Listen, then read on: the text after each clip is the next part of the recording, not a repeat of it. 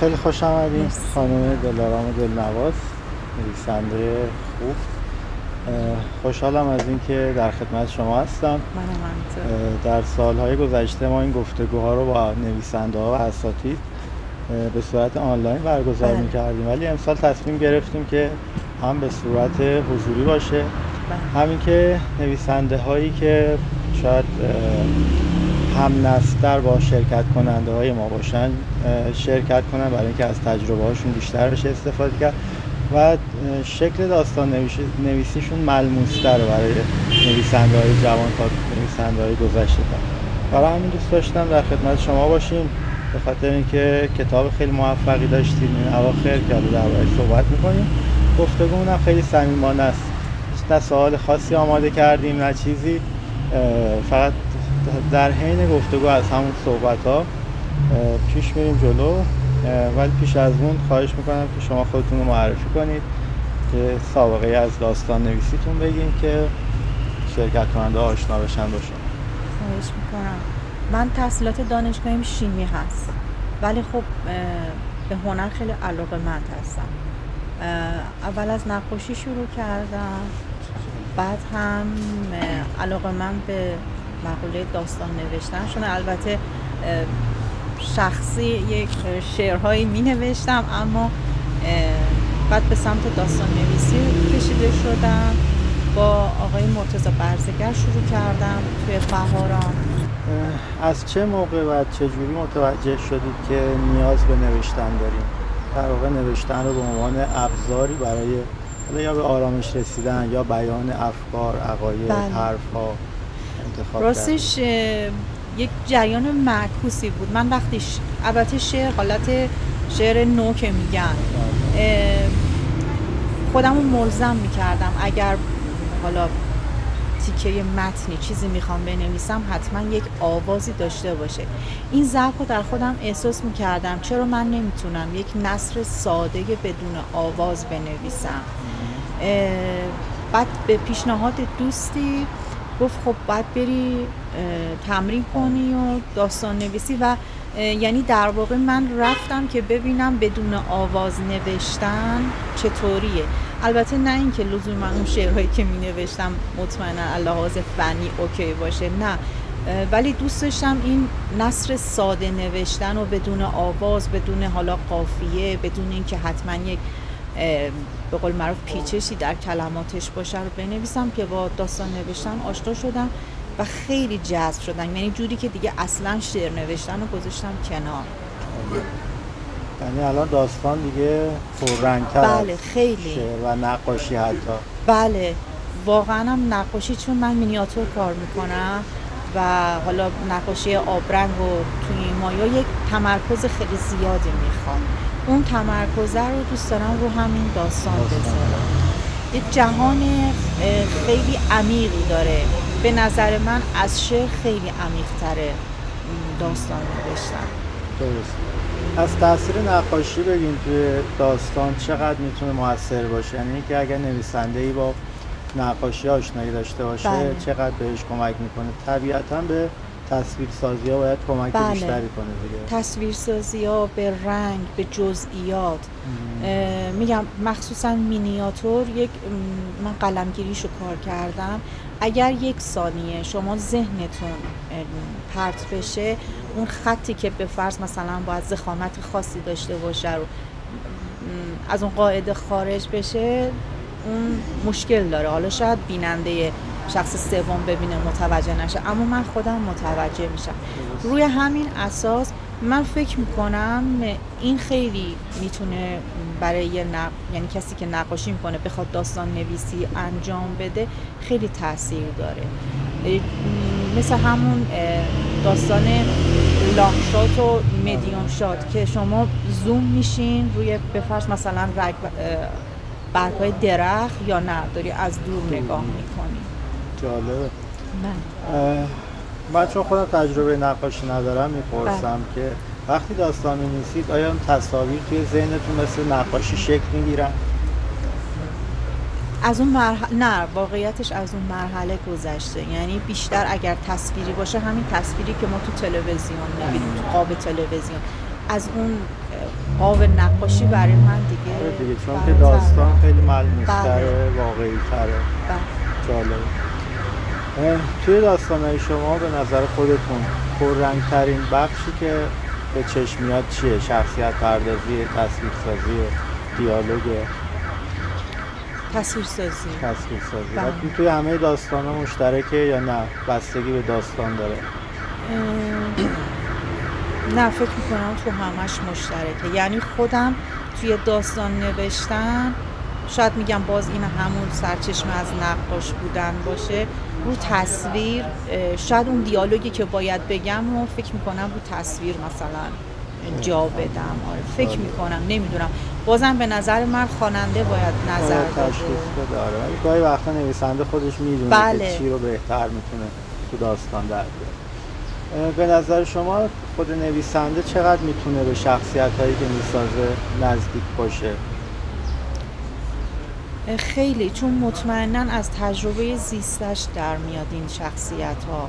یعنی شخصیت‌هایی که یا دیده یا شنیده تحت تاثیر قرار گرفته یا باهاشون ارتباط داشته، به هر حال لمس کرده، حس کرده اون شخصیت و شما همینطوری از روی تخیل یه شخصیت رو نمیتونید. شاید هم خلق بشه اما خیلی سطحی.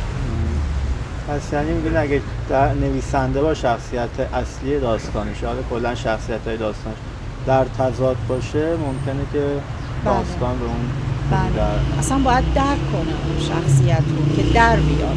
و الا خیلی از شخصیت‌های فرعی داستان‌ها هست اصلا به هیچ به قول معروف کاربردی ندارن. بله.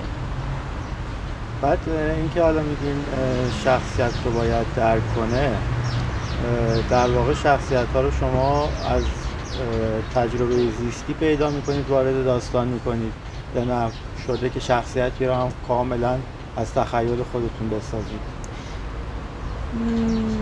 اون چیزی که خلق شده تخیل منه، اما پیش زمینه از چیزی بوده که در مورد شنیدم و بهش فکر کردم و جز دغدغه‌ام بوده. حالا اصولا من چون احساساتی هستم خیلی دغدغه دارم در مورد آدم‌های دور و برم.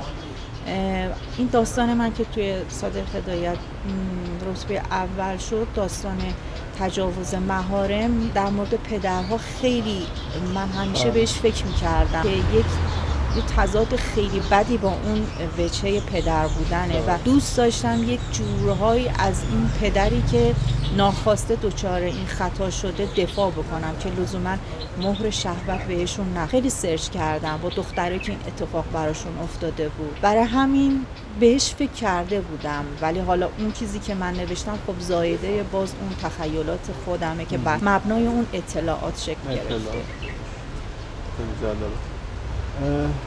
در واقع یعنی شما میگین که ایده هاتون رو بر اساس تجربه زیستی آدم هایی که ممکنه ببینید و نظر شما رو جلب کنن، در این خصوص یه ذره توضیح میدید برای اینکه این ایده ها چجوری پیدا میشن؟ من فکر میکنم اگه هر کسی بخواد بنویسه به آدمای اطرافش نگاه بکنه، فکر بکنه، خیلی ایده ها میشه نوشت. داستان بعدیم داستان اون خانمی که تو غسال خونه کار میکنه، اسمش هم یادم رفت، سکوی بازی.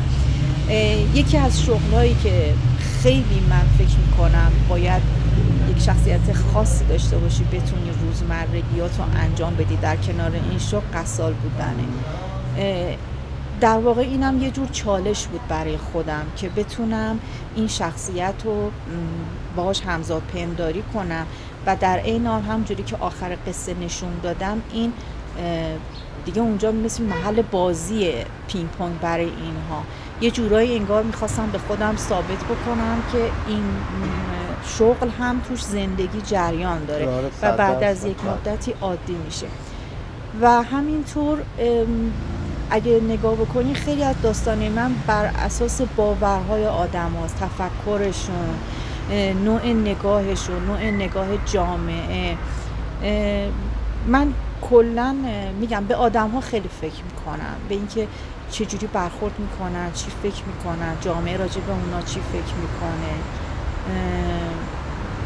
بیشتر ایده هم از اینجا در واقع قصالخونه و این شغل گفتید، خب طبیعتاً کم پیش میاد، شاید اصلا جزو محالات باشه که نویسنده خودش مثلا این تجربه رو داشته باشه به عنوان تجربه زیستی. چقدر شما مثلا در خصوص این شغل و آداب و رسومی که داره تحقیق کردین، پرسش کردین یا اصلا مشاهده کردین؟ شما خودم داستان این چنینی دارم که از قضا اونم توی جایزه صادق هدایت برنده شده، داستان بوشاست. اما من خب چون که قصالی هم که توی داستان من هست خانم هستن، طبیعتا من میتونستم مشاهده کنم نمیتونستم بپرسم، برای همین ناچارن همش از تخیل خودم ساختم با اینکه خوب در اومد یا بد در اومد به عهده مخاطب و کسایی که این تجربه کردن. میخوام ببینم شما چی؟ شما هم آیا از تخیل استفاده کردین برای ساخت چنین مکان و کنش‌هاش یا نه مشاهده داشتین، تجربه مشاهده یک بار دهه 70 توی قصالخونه قسمت خانم ها که رفتن، تو پدر بزرگم فوت کرده بود، رفتم اونجا. اون موقع خیلی یه مدت باب شده بود که برید ببینید. بله الان حالا نیست که اجازه نمیدن. خیلی برای من آزاردهنده بود، اما خیلی کنجکاو بودم که این مرده هایی که عین سنگ میافتن و اون قصال هایی که اصلا انگار مثلا داره یه شیئی میشوره، خیلی و این همیشه توی ذهن من بود که اینا چجوری زندگی میکنن، چون من اصلا آدم یکم بددلم. بعد دیگه نتونستم برای داستانم برم از نزدیک ببینم، از عکسایی که سرچ میکردم و باز هم رفتم سراغ کسایی که شغلشون قصالیه و باهاشون مصاحبه میشد و تونستم مثلا این شخصیت رو بدم. از دهه 70 گفتیم، ولی فکر میکنم خیلی بعد از اون شما داستان نویسی رو شروع کردید. پس اینکه یعنی مشاهدات و اون چیزهایی که جلب توجه میکنن در گذشته نویسنده میتونن در زمان نوشتن به کار بیان. بله، بستگی داره چقدر با طرف همراه باشه. ممکنه الان من این چیزی به ذهنم برسه دیگه رهاش کنم، اما چیزی که با شما ارتباط عمیقی پیدا بکنه قطعا این تو ذهن شما هست و من فکر میکنم جدا از حرفای شعاری واقعا یک نویسنده باید دغدغه داشته باشه. اگر دغدغه نداشته باشید خب ایده همه دم دستی و آره. پس یعنی میگین که نویسنده وقتی دغدغه داره داستانش باید بیان اون دغدغه‌هایی باشه که ممکنه آدم‌های دیگری هم در دنیا مشابه اون دغدغه رو داشته باشن. برگردیم به همون داستانتون و اون پدر. به نظر شما خواننده وقتی داستان رو میخونه، چه داستان شما چه هر داستان دیگه، باید چه اتفاقی در وجودش بیفته؟ دچار پرسش بشه یا اینکه تأثیر بگیره، تغییر ایجاد بشه؟ مثلا اگه یه پدری خودش در واقعیت چنین کاری رو کرده باشه، با خوندن داستان شما ممکنه از کارش پشیمون بشه و بعد از اون دیگه تکرار نکنه و خیلی پدرهای دیگه. آیا داستان باید این کار رو بکنه، این وظیفه رو داره، یا نویسنده این وظیفه رو داره؟ بله، اصلا داستانی که تأثیر گذار نباشه میشه داستان زرد.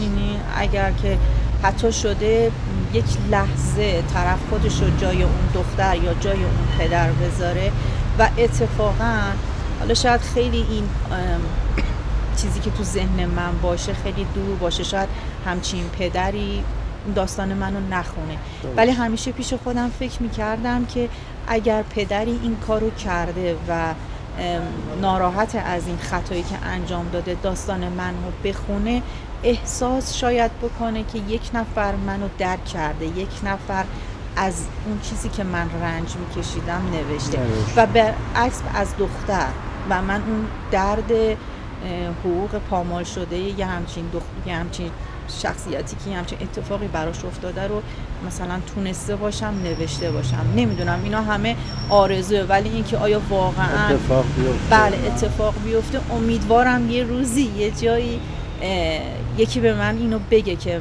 مثلا یه همچین همزاد پنداری با داستان من شده، چون داستانای من خورده‌ای که حالا اگه بشه اسمش خورده گذاشت میگن که چقدر تلخ مینویسی، خیلی تلخ بود، همش مرگ بود، همش نمیدونم فلان بود و من فکر میکنم این حکایت همون اون بازیگری نقش منفی هست که مردم لجشون میگیره بهش فحش میدن.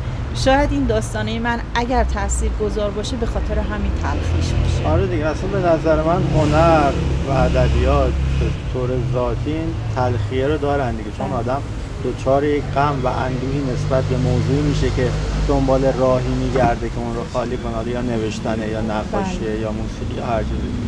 و این به نظر من واقعا نقطه قوت ادبیات میتونه باشه. آخرین داستانی که نوشتید یا در حال نوشتنش هستید؟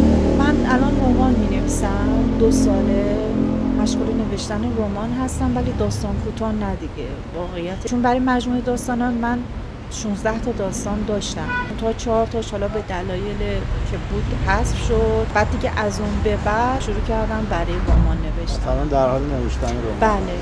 خیلی هم از عادت‌های نوشتنتون برامون بگین.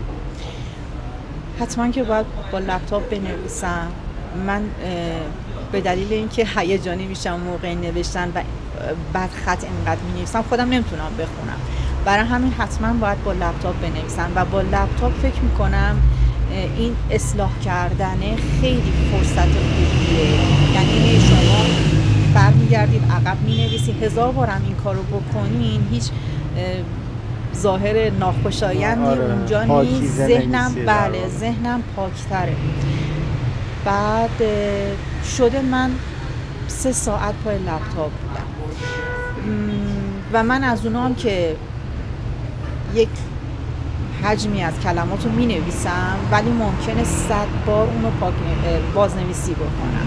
بعضیا برعکسن، حسابی فکر میکنن می نویسن دیگه بازنویسی نمی کنن، ولی من نه، من می نویسم بعداً حالا بازنویسی میکنم. طبیعتاً بازنویسی خیلی موثره توی نوشتن داستان، به خاطر اینکه همون چیزی که شما گفتین، هیجانات موقع نوشتن باعث میشه که دوست داری به اتفاق اصلی زودتر برسه، به پایان زودتر برسه و باعث میشه که خیلی از اون نکات ریز رو دقت نکنه و به نظر من تاثیر شگفت انگیزی داره توی نوشتن.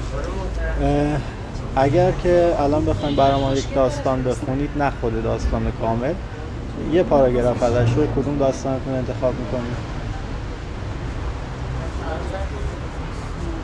نمیدونم، هر کدوم شما، من انتخاب خاصی ندارم. خب پس خودتون انتخاب کنید یه پاراگراف بخونید که این گفتگوی جذاب و مفیدی که داشتیم همراهان جایزه واژه با قلم شما هم بیشتر آشنا بشه.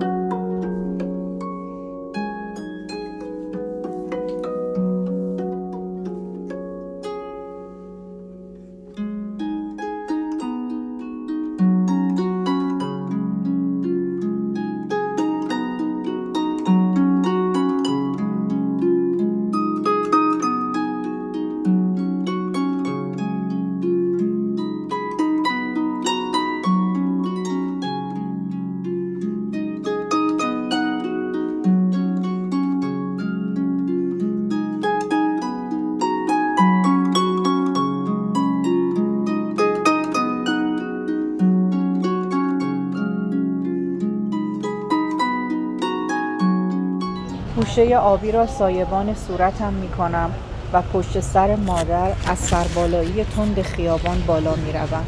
مادر 2 قدم از من جلوتر است. می گوید میشینی تو خونه آشپزی یاد می گیری. من دیگه نمیرم جلوی این مدیر اون مدیر گردن کج کنم که اسم این نکبت رو بنویسیم. توی پوشه آبی 3 کارنامه مقوایی گذاشتن از 3 سال راهنمایی و چند قطعه عکس 3x4 از قیافه بیریختم. برای اینکه دل مادرم خوش باشد تکه کاغذی را دادن دستش که به دلیل تکمیل ظرفیت کلاس نام برده امکان گذراندن سال اول دوره متوسطه را در این مدرسه ندارد. مادر خودش می‌داند این نامه به هیچ دردی نمی‌خورد. مدیر هر مدرسه هر چقدر هم که خنگ باشد می‌فهمد همکارش این چند خط خرچنگ واقعی را به احترام اشک‌های مادری که التماس می‌کرده نوشته است. کاش عطر فریده آن همه خوب نبود، کاش بوی سگ مرده میداد، مرده‌شو ببردش، هم او را هم آن خانم یحیوی را با آن مقنعه چانه‌دار بلندش. 3 سال راهنمایی امر و نهی کرد بس نبود، حالا شده ناظم شیفت صبح. اگر همان روز اول مدرسه جلوم را نگرفته بود و آن همه وقت معطلم نکرده بود، شاید وقت رفتن به کلاس و جاگیر شدن ردیف‌های اول و وسط پر نشده بود و مجبور نمی‌شدم بروم روی یکی از نیمکت‌های ته کلاس بنشینم. شاید هیچ وقت عطر فریده به مشامم نمی‌رسید. مرسی. چه گریزهای خوب و جذابی به درون شخصیت زده بودیم که قشنگ ما میتونستیم از الان هم خود شخصیت رو به خوبی بشناسیم، هم شخصیت فریده، با اینکه هنوز تو داستان حضور نداشت، حالا در ادامه نمیدونم، ولی کاملا داشت خوب میشد و شخصیت پردازی دقیقی داشت. درباره کتابتون هم برامون صحبت کنید که همراهان جایزه واژه باهاش آشنا بشن و امیدوارم بخونن، لذت ببرن. خواهش میکنم. این کتاب من 12 تا داستان داره. بیشتر قصه هم، بیشتر که نه، نصف قصه هم مرگ اندیشیه و تمام شخصیت هم یعنی تمام صحبتی که تو داستان شده در مورد حق و حقوق خانم هاست. مرگ اندیشی گفتین اولش، آیا این بیشتر دغدغه اصلی دلارام دلنوازه یا مشکلات خانم ها؟ مشکلات خانم ها رفته در واقع تو دل این مرگ اندیشیه. بله، مثلا همین این داستان تجاوز پدر خب باز با مرگ داره سر کله میزنه که قرار اعدامش بکنن، اما دلش خوشه که شاید از پدرش حامله باشه. یا داستان بعد زنی که فکر میکنه حتما باید کنار قبر شوهرش 40 روز باید حتما سوره یاسین خونده بشه. در واقع تمام اینا در هم به قول معروف تنیده شده، ولی دغدغه بیشترم همین حق و حقوق خانم هست. خیلی ممنونم از شما، گفتگوی جذابی بود برای من، هم خیلی چیزا یاد گرفتم، هم بیشتر آشنا شدم و خیلی هم جذب داستان شدم که حتما بخونمش و امیدوارم که همچنان بنویسید، همیشه بنویسید داستان‌های خیلی خوب و بهتر.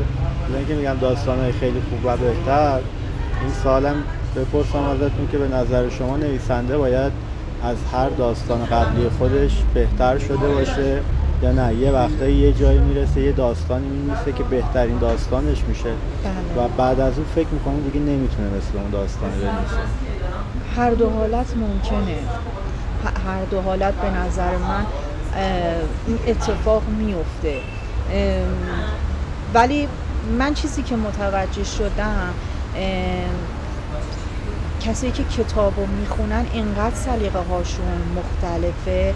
مثلا یکی از داستانه کتاب من که اگر حالا اسمشو نمیارم، اگر میخواستم به فرض یک بار دیگه تصمیم بگیرم شاید اونو حذفش میکردم، ولی در کمال تعجب دیدم چقدر بازخورد خوبی داشته. به نظر من نویسنده توی هر داستان بهترینش رو باید به نمایش بذاره و از اون به بعد دیگه خواننده است که آیا سلیقش با اون داستان جور میشه یا نه. شما نمیتونی بگی این داستان من بهترینه، ممکنه که 10 نفر پسندیدن 10 نفر نپسندن، فقط اینه که خودش باید احساس بکنه اون چیزی که تونسته رو نوشته. این خیلی مهمه. خیلی هم عالی.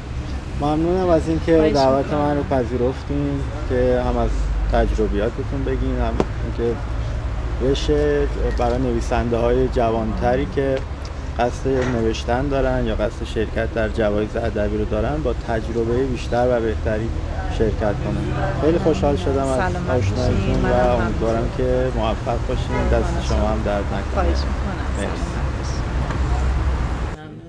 جایزه مستقل ادبی واژه